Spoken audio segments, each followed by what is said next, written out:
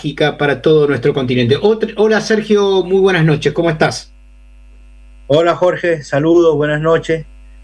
Bueno, Estamos la realidad es que bien. sos importantísimo para nosotros, más allá de conocer tu capacidad para poder objetivar la situación, sino porque estás nada más ni nada menos que en el centro de la información global en este momento, que es la República Bolivariana. Contanos cómo estás viviendo vos esta situación, como recibí un mensaje tuyo que me pareció muy importante que me gustaría que comentes al resto de la audiencia también. Hola Jorge, buenas noches.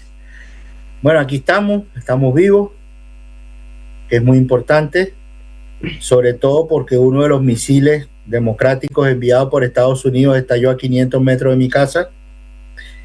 Eh, y bueno, tuvimos que tomar medidas urgentes porque se cortó la luz.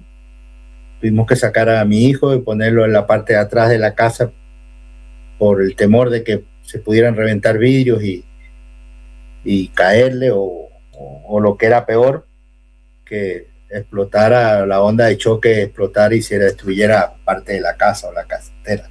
Hubo en las cercanías, hubo viviendas que sufrieron daño.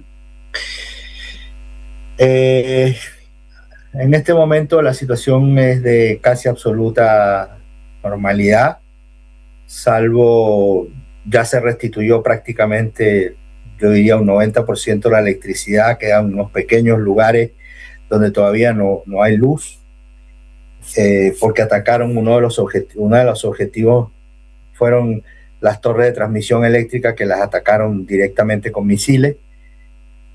Eh, y lo otro también es que se han producido compras nerviosas y ha habido colas importantes en los supermercados, en las farmacias, etcétera. Y eso, aunque hoy disminuyeron las colas, los supermercados están bastante desabastecidos porque prácticamente la gente los vació. Aparte de eso, yo diría que la situación es bastante normal, no solamente en términos estratégicos, sino que en términos tácticos. Hay un control territorial eh, de, de, los mecanismos de defensa integral organizados por el pueblo armado en relación con la Fuerza Armada, no en una actitud de loqueras ni de gente que anda haciendo lo que quiere, sino que en el marco de los planes que se han establecido para la defensa integral de la nación en caso de una situación como esta. Estos 2 días básicamente han estado encaminados a garantizar la continuidad del funcionamiento constitucional del Estado y del gobierno. Por ello, inmediatamente después del secuestro del presidente Maduro, se puso en funcionamiento un decreto que él mismo había aprobado para que se pusiera en funcionamiento en caso que ocurriera una situación como esta, que es un decreto que está inmerso en la Constitución, que es un decreto de conmoción exterior, que no llega a ser la aplicación de una ley marcial, a pesar que estamos en guerra, pero que restringe algunas libertades en función de que somos un país agredido y que el presidente Trump anunció que era posible un segundo ataque e incluso anunció que una de las posibilidades de ese ataque era asesinar a la presidenta encargada Delcy Rodríguez. O sea, se está anunciando como una política de Estados Unidos oficial, enunciada por su presidente, el asesinato de una jefa de Estado en función. Bueno, una vez realizado eso, había un tema que era muy importante discernir, que era si la ausencia del presidente Maduro era temporal o era permanente. Porque si la ausencia del presidente Maduro era permanente, la Constitución dice que como esta ausencia está produciendo en sus primeros 4 años de gobierno, había que convocar elecciones en 30 días. Y eso entonces se llevó a la discusión de la Corte, del Tribunal Supremo de Justicia, en particular de la Sala constitucional, que estableció que la ausencia del presidente Maduro es una ausencia temporal, que no hay causal. Las causales son muerte del presidente o una incapacidad manifiesta dictaminada por una comisión médica, pero que en ningún caso el secuestro es una causal de la ausencia definitiva. Entonces, en la medida que el Tribunal Supremo de Justicia falló, eso permitió que la vicepresidenta ejecutiva, Delcy Rodríguez, asumiera provisionalmente, interinamente, como encargada de la presidencia. O sea, el presidente de Venezuela sigue siendo Nicolás Maduro, en el marco de la Constitución de Venezuela, no de la Constitución de Estados Unidos, porque aquí no impera la Constitución de Estados Unidos, aquí impera la Constitución de Venezuela. Y en el marco de la Constitución de Venezuela, el presidente sigue siendo Nicolás Maduro y Delcy Rodríguez es la vicepresidenta ejecutiva encargada de la presidencia. Una vez realizado estas dos acciones, a continuación hubo una reunión del Consejo de Defensa del Estado.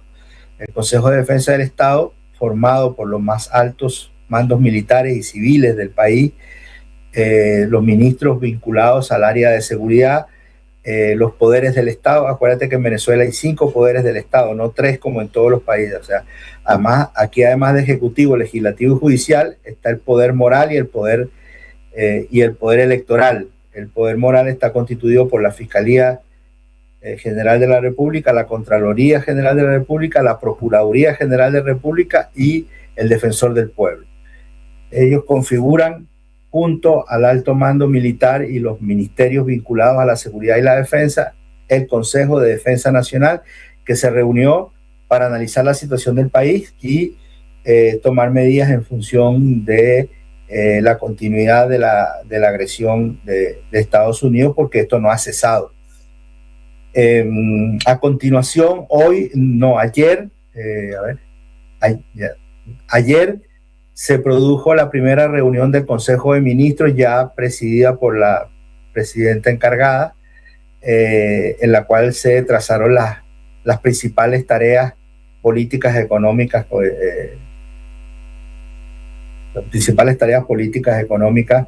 y de seguridad que el gobierno debe implementar a partir de la decisión del Consejo de Defensa Nacional. Y hoy, en un evento no vinculado a los hechos del 3 de enero, sino que es un evento marcado por la Constitución, que dice que cada 5 años, el 5 de enero, debe tomar posesión la nueva Asamblea, o sea, el nuevo Poder Legislativo, que fue elegido en las elecciones pasadas, de manera que hoy se inauguró el quinquenio legislativo de la nueva Asamblea Nacional. Y este proceso de institucionalización del funcionamiento del Estado del Gobierno debe culminar el día 10, o sea, el sábado, porque también por mandato constitucional, los días 10 de enero, el presidente debe informar anualmente a la Asamblea Nacional de la gestión del año que ha concluido. Bueno, eso lo iba a hacer el presidente Maduro y ahora lo va a hacer la presidenta encargada, Delcy Rodríguez. Así que hemos concluido, digamos, las tareas fundamentales para dar continuidad en la ausencia temporal del presidente, dar continuidad a la gestión del gobierno y del Estado. Sergio, te quiero hacer una consulta. En el prólogo de Jugo de Limón de hoy, en la editorial que hice, porque Sandra está de vacaciones, comenté y hice de alguna manera un reconocimiento a la honra y a la dignidad y el heroísmo de los 32 cubanos fallecidos, y hice referencia a cómo la sangre de los cubanos riegan de luchas dignas África y América Latina desde hace mucho tiempo. ¿Qué reflexión haces de esa tragedia de compañeros militantes, probablemente militares, que han muerto en combate? Bueno, cubanos y venezolanos murieron juntos. La cifra de venezolanos muertos es superior incluso a la de los cubanos. Esa cooperación forma parte de los mecanismos de cooperación entre Cuba y Venezuela desde la época del comandante Chávez. ¿Cuántos muertos hubo en total aproximadamente? Todavía se está investigando, pero la cifra que yo manejo es de alrededor de 80. Uh-huh. Lo que pasa es que los ataques fueron en varios lugares del país y hay civiles también asesinados. Claro. Esto que sucedió cerca de tu casa, por ejemplo, con un misil. Exacto. Por supuesto, la mayor parte de los caídos son compañeros venezolanos y cubanos que están en la seguridad del presidente, que se enfrentaron. Hay que decir, Jorge, porque aquí nuevamente Trump mintió, hay que decir que los estadounidenses estuvieron muertos y heridos. Eso que dijo Trump de que habían tenido un solo herido, eso es falso. Ellos recogieron un compañero sobreviviente, logró ver cómo recogían sus cadáveres y se los llevaban. Uh-huh. Y hoy ya se supo que los heridos fueron llevados a Puerto Rico y en vuelo secreto desde Puerto Rico los llevaron a un hospital en Texas bajo total y absoluto silencio. Claro. La desmoralización es básicamente creer que son, inmortales, ¿no? Es ese viejo principio que han utilizado también en la conquista de América, ¿no? Esconder los caballos para hacerles creer a los pueblos originarios que los caballos eran inmortales. Sí, pero además de eso hay un factor de carácter jurídico. Esta es una acción ilegal en términos de la ley interna de Estados Unidos. Claro. Esta es una acción de guerra no aprobada por el Congreso. Por el Congreso. Entonces, una acción de guerra no aprobada por el Congreso que produce muertos, ¿cómo lo explica? Va a tener Trump que asumir la responsabilidad y por eso los esconde, porque él va a tener que asumir la responsabilidad sobre esos muertos, que es el tema de la polémica hoy más importante en Estados Unidos. Claro.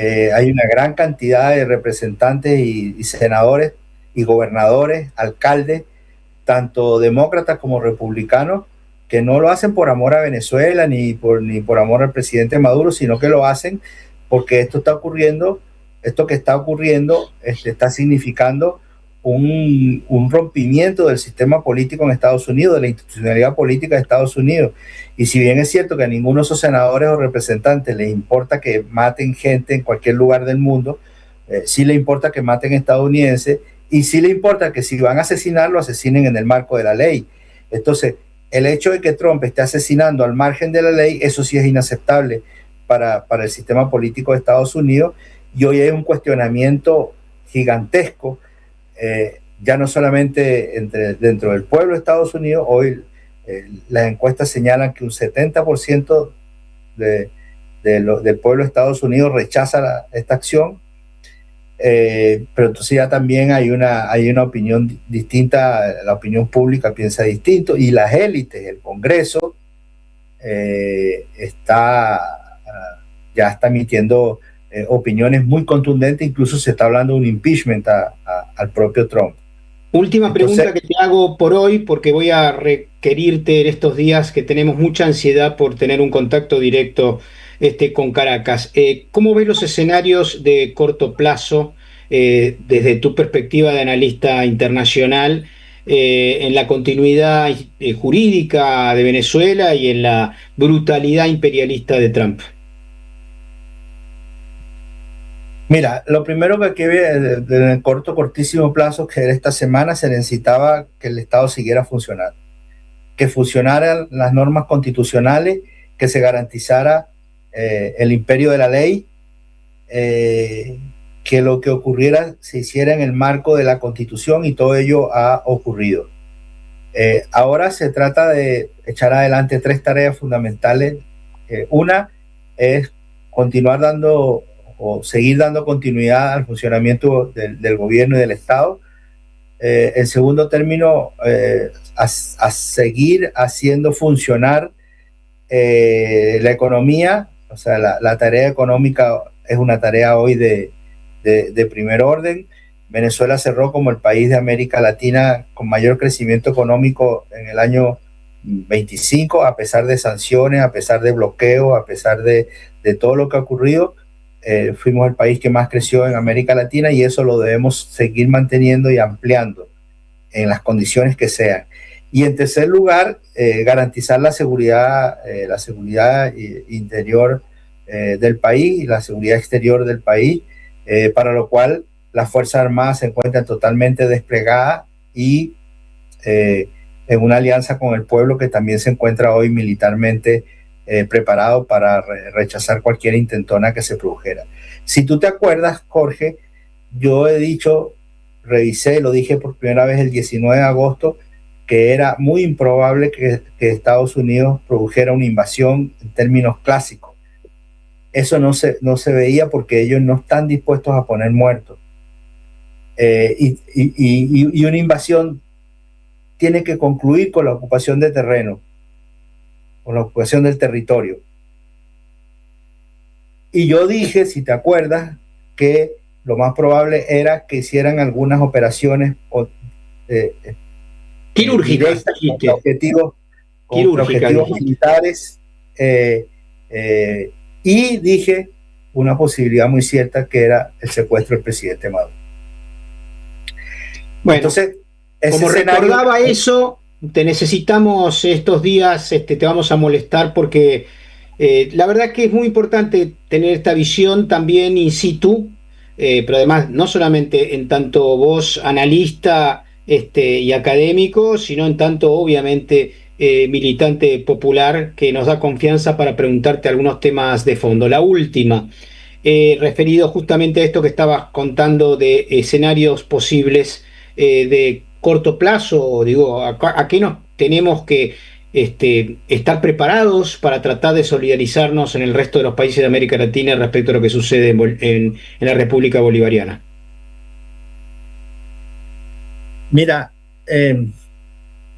Jorge, yo no, tal vez sea una deformación profesional, pero yo no veo esto aislado de lo que está ocurriendo en otros lugares del planeta. Aquí estamos en un proceso de crisis del sistema de dominación hegemónica de Estados Unidos, de Occidente y del capitalismo. Yo creo que en el día de hoy han ocurrido cosas, en el día de ayer y hoy han ocurrido cosas extraordinarias que jamás nosotros supusimos que podían ocurrir en plazos tan cortos. Primero, una gran movilización mundial en el apoyo de toda África, 8 o 10 ciudades de Italia movilizadas, en París un acto extraordinario, una marcha gigantesca en Chicago. En casi todos los países de América Latina ha habido manifestaciones de apoyo a Venezuela, que ha sido realmente hermoso, ha sido muy reconfortante. Pero se están generando otras cosas interesantes, porque hoy hubo una concentración en Nueva York, en la cárcel donde está el presidente Maduro, de apoyo al presidente Maduro.